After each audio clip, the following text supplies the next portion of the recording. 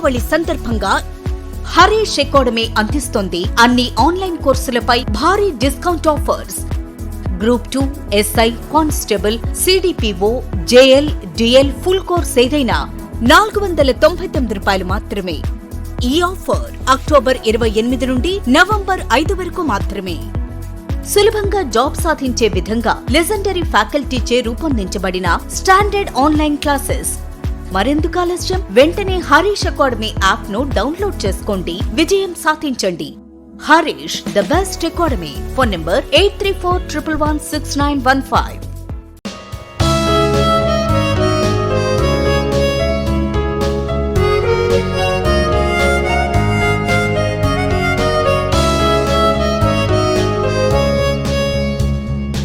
Harish the best academy. Hi friends, welcome to Harish academy. ఈరోజు వార్తలు నిలిచిన జాతీయ, అంతర్జాతీయ, రాష్ట్రీయ అంశాల గురించి, వార్తలు నిలిచిన వ్యక్తులు, అవార్డులు, పుస్తకాలు, మరి క్రీడా సంబంధిత సమాచారం, ఒక్కొక్క అంశాన్ని వివరంగా తెలుసుకుందాం. మన ఫస్ట్ టాపిక్ వచ్చేసి వార్తలు నిలిచిన ఒక ముఖ్యమైన ఒప్పందం, భారత్ ఉజ్బెకిస్తాన్ ఎన్నికలకు సంబంధించిన ఒప్పందం వార్తల్లోకి వచ్చింది. సో ఇక్కడ కేంద్ర ఎన్నికల సంఘం ఒక రాజ్యాంగబద్ధ సంస్థగా భారతదేశంలో పనిచేస్తోంది. సో అభ్యర్థులు ముఖ్యంగా రాజ్యాంగబద్ధ సంస్థలు, చట్టబద్ధ సంస్థలు, ఇతరితర సంస్థలు లేదా కమిషన్లు ఏవైతే ఉంటే వాటిపైన ప్రత్యక్ష ఎదురు చూపండి. ఎగ్జామినేషన్లో వాటిపైన క్వశ్చన్స్ అడుగుతున్నారు. సో ఇక్కడ కేంద్ర ఎన్నికల సంఘం అంటున్నాను. కేంద్ర ఎన్నికల సంఘం రాజ్యాంగంలోని ఏ నిబంధన ఆధారంగా పనిచేస్తోంది? ఆర్టికల్ 324. ప్రస్తుతం 1+2 బాడీగా పనిచేస్తోంది. ఒక ప్రధాన ఎన్నికల కమిషనరు, 2 ఇతర కమిషనర్లు. సో ఇక్కడ భారతదేశంలోనే అత్యున్నత చట్టమైన రాజ్యాంగంలోని 15వ భాగం ఎన్నికలకు సంబంధించిన అంశాలను ప్రస్తావిస్తుంది. ఆర్టికల్ 324 నుండి 329 వరకు గుర్తుపెట్టుకోండి. సో ఇక్కడ ఒప్పందం ఏంటంటే ఉజ్బెకిస్తాన్ దేశంతో కుదిరిన ఒప్పందం. ఉజ్బెకిస్తాన్లో రేపటి రోజున జరగనున్న సార్వత్రిక ఎన్నికలు ఏవైతే ఉంటాయో అక్కడ అంతర్జాతీయ పరిశీలకుడిగా మన ఎన్నికల సంఘానికి సంబంధించిన ప్రధాన ఎన్నికల కమిషనర్ రాజీవ్ కుమార్ గారు అక్కడికి వెళ్ళడం జరిగింది. నిన్నటి రోజున ఒక ఒప్పందం కూడా జరిగింది. సో ఇదేంటో చూడండి. భారత్ ఉజ్బెకిస్తాన్ ఎన్నికల సంఘాలు, కేంద్ర ఎన్నికల సంఘము అండ్ ఉజ్బెకిస్తాన్కి సంబంధించిన ఎన్నికల సంఘం శుక్రవారం ఎన్నికల సహకార ఒప్పందంపై సంతకాలు చేశాయి.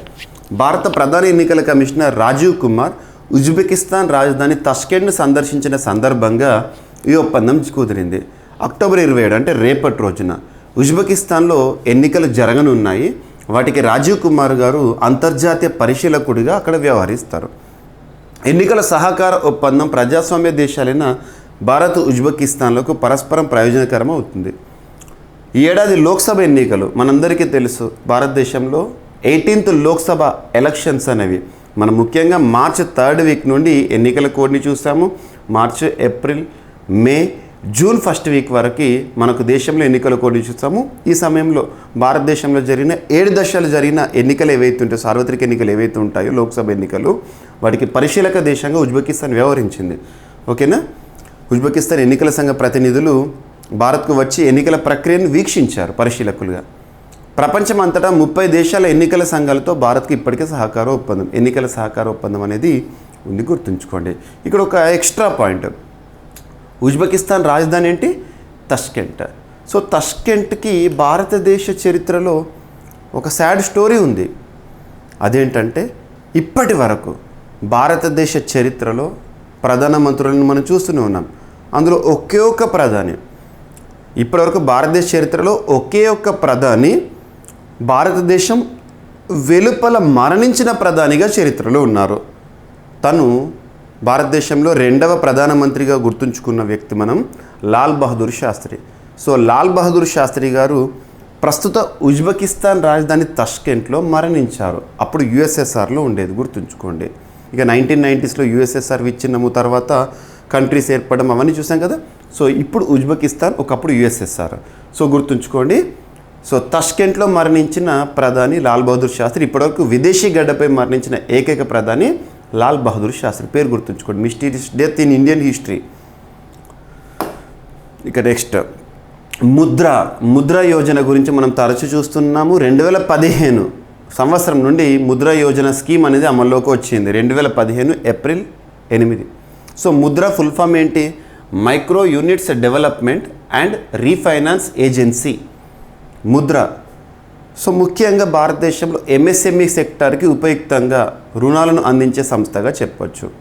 ఇటీవల కేంద్ర ఆర్థిక వ్యవహారాల శాఖ మంత్రి గారు నిర్మలా సీతారామన్ గారు బడ్జెట్ని ప్రవేశపెట్టే సమయంలో ముద్ర రుణాల పరిమితి పెంపు అని చెప్పేసి ప్రకటించారు. ఇప్పుడు అమల్లోకి వచ్చింది అంతే. సో ముద్రలో భాగంగా 3 రుణాలు ఉంటాయి.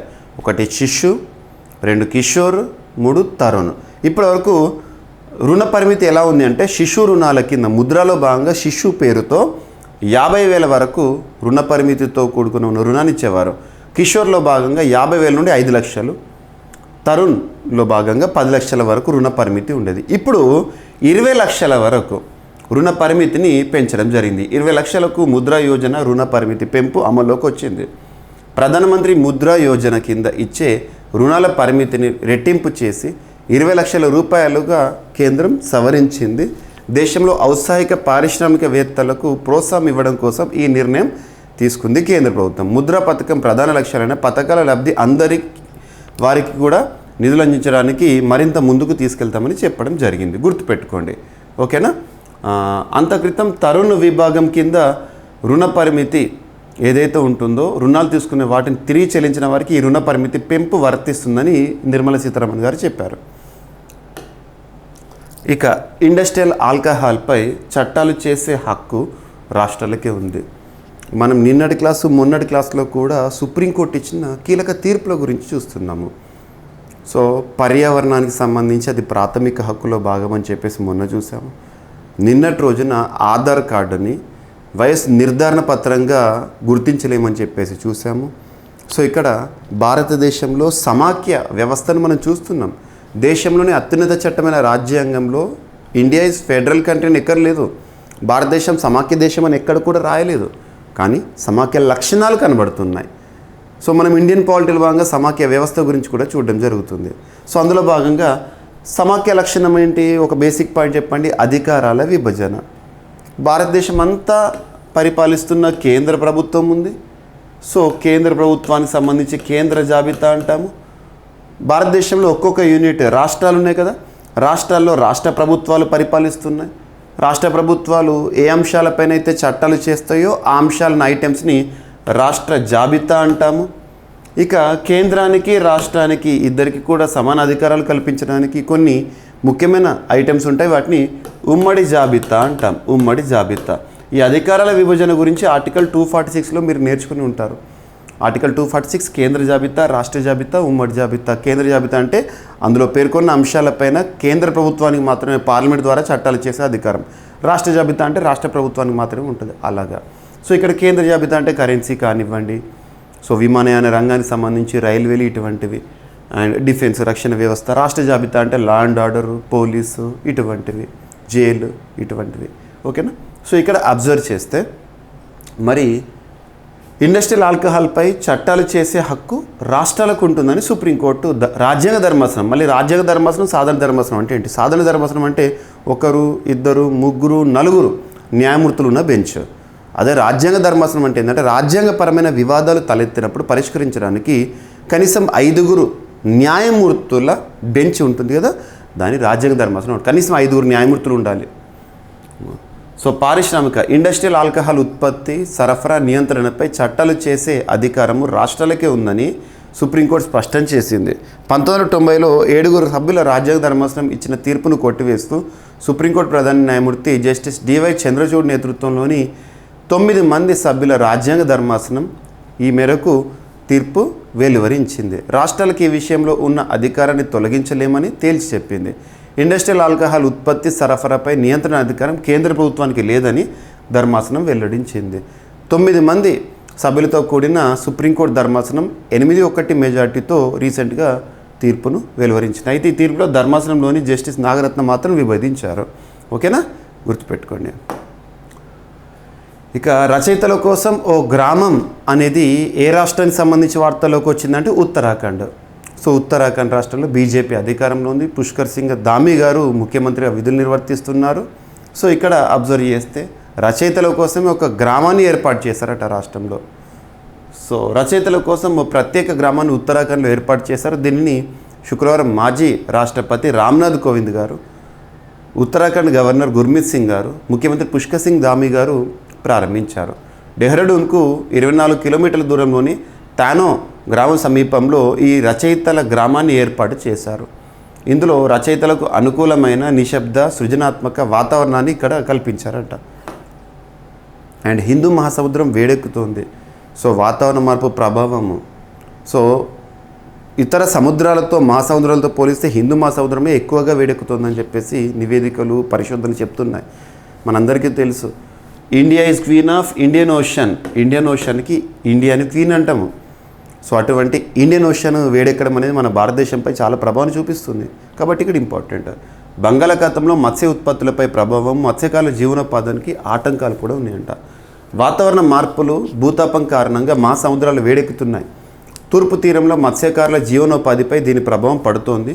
పసిఫిక్, ఆర్కిటిక్, అట్లాంటిక్తో పోలిస్తే హిందూ మహాసముద్రంలో సముద్ర ఉపరితల ఉష్ణోగ్రతలు వేగంగా పెరుగుతున్నాయి. చుట్టూ ఉన్న దేశాలన్నీ ఎక్కువ జనాభా కలవి కావడంతో కర్బన ఉద్గారాలు ఈ వేడికి కారణం అవుతున్నాయి. బంగాళాఖాతంలోని ఇవే పరిస్థితులు నెలకొన్నాయి. పెరుగుతున్న ఉష్ణోగ్రతలు ప్రత్యక్షంగా పరోక్షంగా మత్స్య దిగుబడులు తగ్గడానికి కారణమవుతున్నట్లు పరిశోధకులు పేర్కొంటున్నారు. ఏడాదికి 0.02 డిగ్రీల పెరుగుదల. హిందూ మహాసముద్రంలో సాధారణంగా ఉష్ణోగ్రతలు 25 నుండి 31 డిగ్రీల మధ్యలో నమోదవుతాయి. భూతాపం కారణంగా అక్కడ సగటున ఏడాదికి 0.02 డిగ్రీల ఉష్ణోగ్రత పెరుగుతోందంట. గుర్తుంచుకోండి, 1950 నుంచి 2020 మధ్యకాలంలో మాత్రం సగటున 1.2 డిగ్రీ పెరిగినట్లు గతంలో Indian institute of tropical meteorology అధ్యయనంలో వెల్లడైంది. సో ప్లాస్టిక్తో అండకణాల నాణ్యతపై ప్రభావం పడుతుందంట థాలేట్ వల్ల. సో ప్లాస్టిక్లో మనం ఏం చెప్పొచ్చు, కార్సినోజెనిక్ ఏజెంట్స్ ఉంటాయి, క్యాన్సర్ కారక. సో ప్లాస్టిక్ అనేది చాలా డేంజర్, ఎందుకంటే అందులో క్యాన్సర్ కారక పదార్థాలు ఉంటాయి, కార్సినోజెనిక్ ఏజెంట్స్. సో ఇక్కడ అబ్జర్వ్ చేస్తే అండకణాల నాణ్యతపై ప్రభావం పడతారు. ప్లాస్టిక్లో కనిపించే థాలేట్ అనే పదార్థము అండకణాల్లోని డిఎన్ఏకు నష్టం కలిగించే అవకాశం ఉందని అమెరికాలోని హార్వర్డ్ విశ్వవిద్యాలయ శాస్త్రవేత్తలు తేల్చి చెప్పారు. ఇది డిఎన్ఏ పోగులను విచ్ఛిన్నం చేస్తుందని, తద్వారా క్రోమోజోమ్ల సంఖ్యను మార్చేస్తుందని వారు తెలిపారు. ఫలితంగా అండకణాల నాణ్యత దెబ్బతింటుందని చెప్తున్నారు. బెంజైల్ బ్యూటైల్ థాలేట్ అనే ఈ పదార్థం వల్ల ప్లాస్టిక్ ఎటు పడితే అటు వంగేలా తయారవుతుంది. సో గ్రీన్ హైడ్రోజన్ ఉత్పత్తికి మన విశాఖ షిప్ యార్డ్ ముందడుగు వేసిందట. గ్రీన్ హైడ్రోజన్ ఉత్పత్తిలో ఏ పోర్ట్ అంటే విశాఖ షిప్ యార్డ్. సో భారత గ్రీన్ హైడ్రోజన్ మిషన్లో మరో కీలక ఘట్టం ఆవిష్కృతమైంది. ప్రభుత్వ రంగ సంస్థ అయిన Visakhapatnam Hindustan ship yard green hydrogen ఉత్పత్తికి ముందడుగు వేసింది. సముద్రంలో ఉపయోగించే పరికరాలకు అవసరమైన గ్రీన్ ఎనర్జీ బ్యాటరీల ఉత్పత్తి సాంకేతికతను షిప్ యార్డ్ సిద్ధం చేసింది. Korean fuel cell technology associate lotus wireless private సంస్థతో కలిసి దీన్ని తయారు చేసిందంట.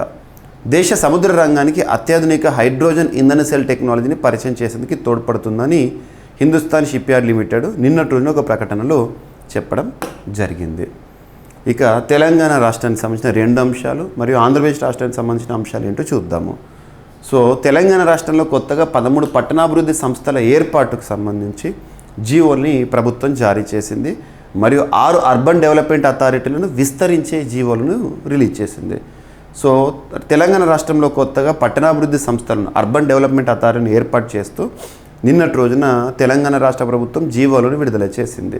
వీటితో పాటు గతంలో ఉన్న 6 అర్బన్ డెవలప్మెంట్ అథారిటీల పరిధిని విస్తరిస్తూ జీవోలు జారీ చేసింది. కొత్తగా ఏర్పాటు చేసిన వాటిలో జోగులాంబ గద్వాల, ఆదిలాబాద్, కొత్తగూడెం, కామారెడ్డి, మంచిర్యాల, కాగజ్ నగర్, నాగర్ కర్నూల్, మహబూబాబాద్, నిర్మల్, సంగారెడ్డి, వికారాబాద్, సూర్యాపేట, వనపర్తి పట్టణాలు ఉన్నాయి. ఇక విస్తరించిన వాటిలో మహబూబ్ నగర్, నిజామాబాద్, కరీంనగర్, సిద్దిపేట, వేములవాడ, స్తంభాద్రి పట్టణాలను చేర్చారు. సో రానున్న 5 ఏళ్లలో 100 మిలియన్ టన్నుల బొగ్గు ఉత్పత్తి లక్ష్యంగా ఉంది అని చెప్పేసి లక్ష్యంగా పెట్టుకున్నాం అని చెప్పేసి సింగరేణి సంస్థ ప్రకటన. సో రానున్న 5 ఏళ్లలో 100 మిలియన్ టన్నుల బొగ్గు ఉత్పత్తిని లక్ష్యంగా పెట్టుకున్నామని సింగరేణి సంస్థ సిఎండి ఎన్ బలరాం గారు నిన్నటి రోజున తెలిపారు. శుక్రవారం హైదరాబాద్లోని ఇంజనీరింగ్ స్టాఫ్ కాలేజ్ ఆఫ్ ఇండియాలో ఈ అంశాన్ని చెప్పడం జరిగింది. గుర్తుంచుకోండి, టార్గెట్స్ గుర్తుంచుకోండి సరిపోతుంది. ఇక ఏపీకి సంబంధించి రాష్ట్రీయ కృషి వికాస్ యోజనకు నిధుల విడుదల అనే అంశం వార్తల్లోకి వచ్చింది. కేంద్రం సాయంతో అమలు చేస్తున్న రాష్ట్రీయ కృషి వికాస్ యోజన కింద హర్ డ్రాప్ మోర్ క్రాప్ కార్యక్రమానికి ఆంధ్రప్రదేశ్ రాష్ట్ర ప్రభుత్వం దాదాపు 104.16 కోట్ల నిధులను విడుదల చేసింది. ఈ నిధులు సంబంధిత సింగిల్ నోడల్ ఖాతాకు జమ చేసిందంట, గుర్తుపెట్టుకోండి. సో అగ్రిస్టాక్ డిజిటల్ మిషన్ అమలుకు ఆంధ్రప్రదేశ్ రాష్ట్ర ప్రభుత్వం కమిటీని వేసింది. సో కేంద్రం సాయంతో నిర్వహించిన అగ్రిస్టాక్ ప్రాజెక్ట్ అమలుకు కమిటీని ఏర్పాటు చేస్తూ ప్రభుత్వం ఉత్తర్వులు జారీ చేసింది. వ్యవసాయ శాఖ రాష్ట్ర డైరెక్టర్ ఎస్ ఢిల్లీరావు ప్రాజెక్ట్ అధిపతిగా ఉంటారంట, గుర్తుంచుకోండి. సో ఇక క్రీడలకు సంబంధించి ధ్యాన్ చంద్ స్థానంలో Arjuna life time achievement, Dhyan Chand life time achievement పురస్కారం అనేది ఇప్పటికి ఉంటుంది కదా క్రీడాకారులకు సంబంధించి. ఇప్పుడు దాని స్థానంలో అర్జున జీవితకాల పురస్కారం. సో ధ్యాన్ చంద్ జీవితకాల పురస్కారం ఇక కనుమరుగవనుంది. క్రీడల్లో సేవలకు గాను అందించే ఈ అవార్డు స్థానంలో ఈ ఏడాది నుంచి కొత్తగా అర్జున జీవితకాల పురస్కారాన్ని అందచేయనున్నారంట. ఈ విషయాన్ని కేంద్ర క్రీడా మంత్రిత్వ శాఖ నిన్నటి రోజున తెలిపింది. దేశంలో క్రీడా పురస్కారాలు హేతుబద్ధం చేయడానికి ఈ నిర్ణయం తీసుకున్నట్లు చెప్పడం జరిగింది. ఓకేనా. దివంగత హాకీ మాంత్రికుడు మేజర్ ధ్యాన్ చంద్ గారి పేరు మీద 2002లో ధ్యాన్ చంద్ జీవితకాల పురస్కారాన్ని ప్రవేశపెట్టారు. గతేడాది మాజీ ప్లేయర్లు మంజుషా కన్వర్, వినీత్తో పాటు కబడ్డీ క్రీడాకారిణి కవితకి పురస్కారాన్ని అందజేశారు, గుర్తుంచుకోండి. సో హాల్ ఆఫ్ ఫేమ్లో, టెన్నిస్ హాల్ ఆఫ్ ఫేమ్లో ఇటీవల మన క్రికెట్ హాల్ ఆఫ్ ఫేమ్ చూసాం కదా, ఇప్పుడు టెన్నిస్ హాల్ ఆఫ్ ఫేమ్ అంటే టెన్నిస్ చరిత్రలో ఎప్పటికీ గుర్తుంచుకోవలసిన క్రీడాకారులు అన్నట్టు. టెన్నిస్ హాల్ ఆఫ్ ఫేమ్లో రష్యాకి సంబంధించిన క్రీడాకారిణి షరపోవా మరియు బ్రయాన్ బ్రదర్స్ చోటు పొందారంట. అంతర్జాతీయ టెన్నిస్ హాల్ ఆఫ్ ఫేమ్లో Russia star Maria Sharapova and మేటి డబుల్స్ జోడి బ్రయాన్ బ్రదర్స్ బాబ్ మైక్లకు చోటు లభించింది, గుర్తుంచుకోండి. ఓకేనా. ఎగ్జామినేషన్ పాయింట్ ఆఫ్ వ్యూ అడగవచ్చు. ఈ హాల్ ఆఫ్ ఫేమ్ అంటే ఏంటంటే ఆయా విభాగాల్లో ఎప్పటికీ గుర్తుంచుకోవాల్సిన క్రీడాకారులు అన్నట్టు. ఇక భారతదేశం నుండి 2వ చెస్ క్రీడాకారుడిగా Arjun Erigaisi after Viswanathan Anand. So highest స్కోరింగ్తో ఇదేంటో చూడండి. చరిత్ర సృష్టించిన తెలుగు గ్రాండ్ మాస్టర్, రేటింగ్ పాయింట్లలో అరుదైన ఘనత. తెలుగు తేజం గ్రాండ్ మాస్టర్ అర్జున్ ఇరిగేషి చరిత్ర సృష్టించాడు. చెస్ దిగ్గజం విశ్వనాథన్ ఆనంద్ తర్వాత 2800 లైవ్ రేటింగ్ పాయింట్లకు చేరుకున్న 2వ భారతీయుడిగా అతను నిలిచాడు. యూరోపియన్ క్లబ్ చెస్ టోర్నీలో గురువారం 5వ రౌండ్లో తను గెలుపుతో అర్జున్ ఈ మైలురాయిని అందుకున్నారంట, గుర్తుంచుకోండి. లైవ్ రేటింగ్ పాయింట్స్లో విశ్వనాథన్ ఆనంద్ తర్వాత అంతటి స్కోర్ సాధించిన ఆటగాడిగా. అండ్ ప్రసిద్ధ గుస్సాడి కళాకారుడు, తెలంగాణ రాష్ట్రానికి సంబంధించి సంస్కృతిలో భాగమైన ఒక వ్యక్తి పద్మశ్రీ కనకరాజు గారు మరణిస్తూ వార్తల్లోకి వచ్చారు. Important person, very very very important question అడగవచ్చు తన పైన. సో గిరిజనుల సాంప్రదాయ గుస్సాడి నృత్యానికి జీవం పోసి భావితరాలకు అందిస్తున్న పద్మశ్రీ కనకరాజు గారు కన్నుమూశారు. తెలంగాణలోని ఆసిఫాబాద్ జిల్లా జైనూర్ మండలం మర్లవాయికి చెందిన కనకరాజు గారు గత కొంతకాలంగా అనారోగ్య సమస్యలతో ఇబ్బంది పడుతూ మరణించారు. కేంద్ర ప్రభుత్వము 2021లో తనకు పద్మశ్రీ పురస్కారాన్ని అందజేయడం జరిగింది. Very very important. సో ఇవి ఫ్రెండ్స్ ఈరోజు వార్తలు నిలిచిన అంశాలు. ఒకసారి యావరేజ్ చూస్తే ఉజ్బెకిస్తాన్తో కేంద్ర ఎన్నికల సంఘం సహకార ఒప్పందము అండ్ ముద్ర రుణ పరిమితి పెంపు అనే అంశము, ఇండస్ట్రియల్ ఆల్కహాల్పై చట్టాలు చేసే అధికారము రాష్ట్రాలకే ఉంటుంది అని, రచయితల కోసం ఒక గ్రామం ఏర్పాటు ఉత్తరాఖండ్ రాష్ట్రంలో, వేడెక్కుతున్న హిందూ మహాసముద్రం అనే అంశము అండ్ ప్లాస్టిక్తో అండకణాల నాణ్యతపై ప్రభావం పడుతుంది, సో థాలేట్ అనే అంశము, గ్రీన్ హైడ్రోజన్ ఉత్పత్తికి విశాఖ షిప్ యార్డ్ ముందడుగు వేసింది, రాష్ట్రంలో తెలంగాణ రాష్ట్రంలో కొత్తగా 13 పట్టణాభివృద్ధి సంస్థలను ఏర్పాటు చేయడం అండ్ రానున్న 5 ఏళ్లలో 100 మిలియన్ టన్నుల బొగ్గు ఉత్పత్తి లక్ష్యంగా సింగరేణి, రాష్ట్రీయ కృషి వికాస్ యోజనకు నిధుల విడుదల అనే అంశము, అగ్రిస్టాక్ డిజిటల్ మిషన్ అమలుకు కమిటీని ఏర్పాటు చేసింది రాష్ట్ర ప్రభుత్వము ఆంధ్రప్రదేశ్. సో క్రీడలకు సంబంధించి ధ్యాన్ చంద్ జీవితకాల పురస్కారం స్థానంలో అర్జున అండ్ హాల్ ఆఫ్ ఫేమ్లో చోటు పొందిన టెన్నిస్కి సంబంధించిన Sharapova, Bryan brothers and Telugu తేజం అర్జున్ ఇరిగేషి చెస్లో సాధించిన ఘనత అండ్ ప్రసిద్ధ గుస్సాడి కళాకారుడు పద్మశ్రీ కనకరాజు గారు మరణిస్తూ వార్తల్లోకి వచ్చారు. తెలంగాణ సంస్కృతిలో ఇంపార్టెంట్. సో ఇవి ఫ్రెండ్స్ ఈరోజు వార్తలు నిలిచిన అంశాలు. మిస్లేనియస్ అంశాలు ఏమైనా మిగిలిపోతే రేపటి క్లాస్లో జోడించి మరొకసారి నేర్చుకుందాం. రేపు కలుద్దాం. Thank you.